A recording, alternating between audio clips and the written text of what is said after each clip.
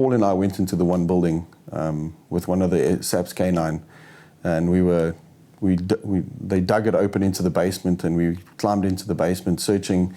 So we were crawling around on our stomachs, and one of these tremors hit, and it was just dust falling down. And, you know, I just remember Paul and I sitting there, and we just like kind of giggled at each other, like,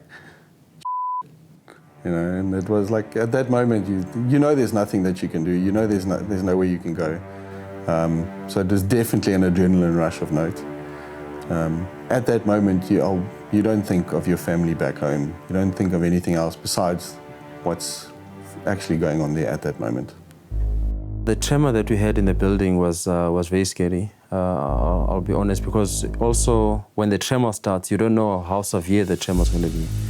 So, I mean, the best you can do is try and get out of there as quickly as possible. So,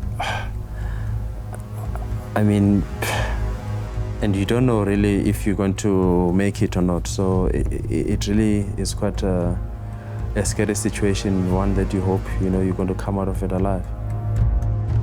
I've been working with him for 7 years now. I've had him since he was a puppy, and so our bond is pretty strong. So when a tremor happens while you're busy working in those conditions, and I turn around, give him the command to come with me, then he's by my side.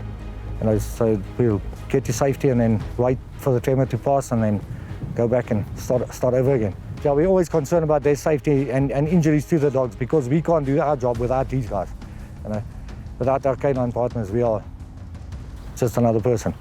Yeah, we had one scene where it was the flats at the front were fine, and then it was like 3 rows of flats, and one of the flats in the middle collapsed. And you had to walk through a passage between these two 10-story buildings that's been compromised to get to the back. And we were busy planning to go in, because there was reports of people still being alive inside the building there. And we got the tools and everything ready, and as we started working there, they brought in an excavator to clear some of the rubble. And just the movement of that machine within that confined space, and also the compromised buildings, anything, even just the wind blowing strong enough will tip that building over. And that's the biggest risk. And as a team, we had to make the call to move out. And we were sitting outside maybe for 5 minutes or so, and we felt a tremor coming through. And you could hear little pieces of brickwork falling behind you out of the building, and then we heard this huge noise, which could only have been another building that collapsed about 200-300 meters away from us. And the team jumped up and ran to the safest space, which was in an area where there were other collapsed buildings. But just a realization of there could have been a team inside the building or next to that building that now became trapped or even killed by that while they tried to rescue people.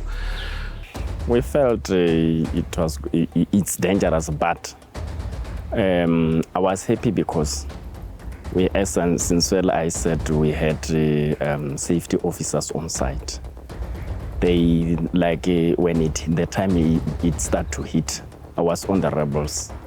Then they blew the whistle. Then we all stopped and listened to it. Then after some seconds, then it was over. But where I was, I could see there was enough space for me to run. There was, an open area. Even our colleagues, they can go to that particular area. The building was not next to, it was a little bit far from us. We were safe actually, and also I believe other teams on the other side also, I know they were safe. I think it's daunting because you don't really know what type of situation you're walking into, if there's going to be tremors. Obviously there's a lot of unstable buildings that, to be honest, there were so many, it even sort of blocks out the ability to mark off zones because just everywhere is unstable. So there's a large element of risk that's unavoidable. It's difficult. it's always hard because you feel like you're letting down a family in some aspects. However, to risk your team, particularly in this circumstance, risking team because of structural collapse. We had multiple unstable buildings on all sides of us at some points, and active tremors. We cannot afford to lose our whole team over somebody who's passed, and it's a hard reality to confront. But the dead are gone, but we still have a future, and you have to protect the future of not just the members of the team, but the local volunteers that assist their families, the remaining survivors. And it's really difficult to make a clinical decision based on that. It's difficult because it's natural for most of us to develop cognitive overload because of the amount of emotion attached to briefing those families and letting them know that they're not going to have that opportunity. And you knowingly robbing a family of that opportunity, but we have to be extremely clinical of our decision and strategic.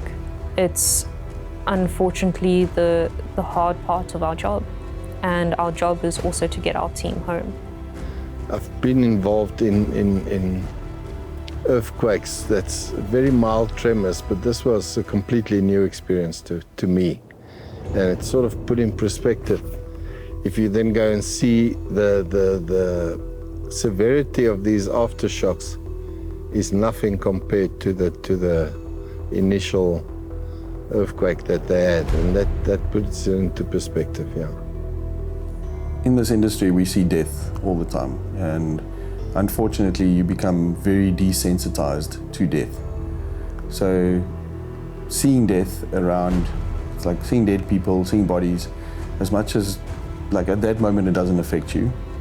It definitely affects you later on. Later on, you have flashbacks and things like that. But at that moment, for me, seeing a dead body is not what gets to me. It's seeing the family standing next to the road with that hope.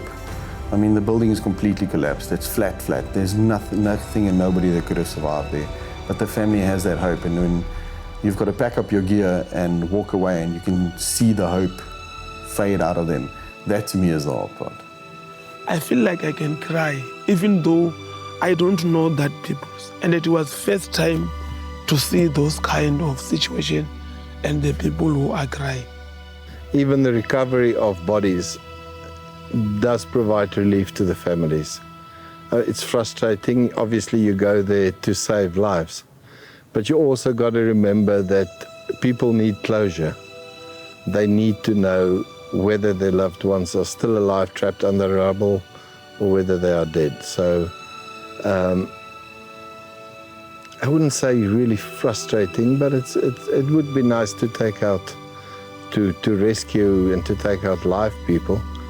But you also got to remember that you do the small part that you do while you are there, and to the best of your ability. That's it. The time when I'm sleeping in my tent, that's where I started to feel what's happening there. So, but I will feel as if I can cry, but I needed to do something so that I can just take that pain out. But there was nothing to do. That morning we got to, because like I said, we were working with the Oman team, and they got information of and GPS coordinates of live victims still. And so we went out to the one place there, and then they took me to a building. We went up the street to the right, and the excavators and stuff was still hectic, busy there. And then they said, no, they've got another one just on the opposite side of the road. And so we went there, and I utilised him, he indicated. And the next thing, everybody started blowing whistles and saying keep quiet and everything. And they banged with a pipe on the rebar. And then they got an answer back. They banged 3 times, and then they got a three answer back from under the rubble. So I was like, wow, okay, this is exciting. But then all the rescue teams from Turkey and Oman, so basically they flood the scene. Once they got her out, the people started cheering, and she literally came walking to the ambulance with her hands in the air like this. I'll never forget that. And then her son came and spoke to us. He told us that she's a 90-year-old lady and she's actually got a heart problem. She's got a heart condition. So that, to me, that just says, you know what, it's not my time to go. You know, hanging on for help's coming, you know, that type of thing. Yeah, it's a feeling of fulfillment and elation in a sense. I mean, it's, you know, 8 days later, you're still finding somebody alive. In all of that chaos, if you want to call it that, you know. It was just amazing. I mean, you think to yourself, if I was trapped under something like that, how will I survive? 8 days. I mean, you got no food, no water, you know. So it's just your mind telling you, someone's coming to help me, you know, that type of thing. You must have a damn strong mindset. Yeah, it was just so much pride in our guys and Donna, our canine that made the find, and you know, it just gives hope, particularly because the resilience of, you know, a 90-year-old woman in that condition, it means there must be more. So it really gave us a bit of motivation, a bit of joy.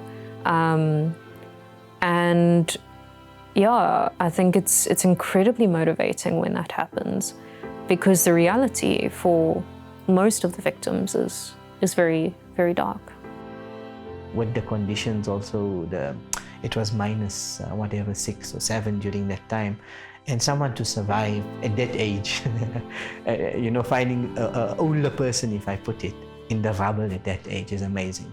The day we saved a 90-year-old woman, I felt as if the search mission can continue, because we might still save life. There might still be people trapped underneath there whom need our assistance. Just hearing that patient that came out, it was such a joyous occasion for the entire team.